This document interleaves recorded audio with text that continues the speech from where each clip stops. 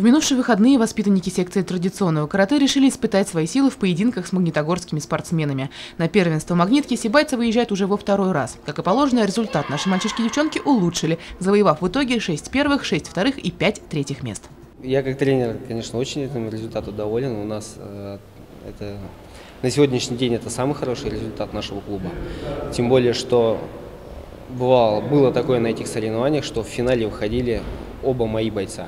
То есть это очень хороший результат. А среди взрослых 18+, все 3 места заняли сибайцы. Всего на соревнованиях по традиционному карате участвовало 7 клубов, а это примерно 120 человек. Из Сибая побороться за медали отправился 21 воспитанник секции в возрасте от 7 лет и старше. Один из лучших боев показали наши Никита Баранов и Максим Панин. Мальчишкам 7 и 8 лет соответственно, но в спарринге они бились по-взрослому. Бились, как показывали. Соперники были сильные? По виду сильные. Когда дерешься, слабые. Что тебе особенно запомнилось на соревнованиях? Как я всех там мочил. Мне больше понравилось кумите. Там мы дрались. Мы оба с Никитой вышли в финал. Вместе дрались.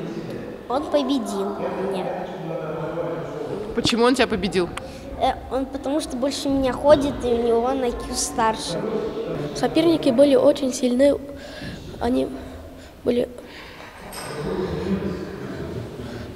немного сильнее меня, и поэтому у меня только 3-е и 2-е место. 3-е по ката и 2-е по кумите. Ты доволен своими результатами? Да. Выступили в целом на уровне, не хуже, чем магнитогорские команды там, и остальные приезжие там еще были. Что особо запомнилось? Ну, особо запомнились бои практически самых младших. То есть они были достаточно интересные. Клуб традиционного карате «До Сётокан» существует в нашем городе уже 3-й год. Посещают его 45 воспитанников. Но, как отмечает тренер, не все могут выдержать ритм тренировок и жесткую дисциплину. В первую очередь я стараюсь тренировать дух. Дух тренируется только через тренировку тела. Поэтому пашем.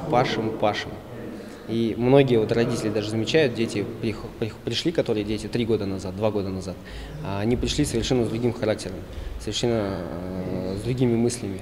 Сейчас человек этот маленький полностью изменился, у него сложился какой-то прямой путь, по которому он двигается в этой жизни. Он уверен полностью в себе, он точно знает, чего он хочет, чего ему надо добиваться и каким вершинам расти. В целом, как отметили все воспитанники, подобные соревнования только закаляют характер и способствуют еще большей усердности на тренировках. А потому уже на следующих соревнованиях сибайские каратисты надеются заработать еще больше медалей. Елена Афанасьева, Радмир Исенгулов, Любовь Карпова, телекомпания СТВ.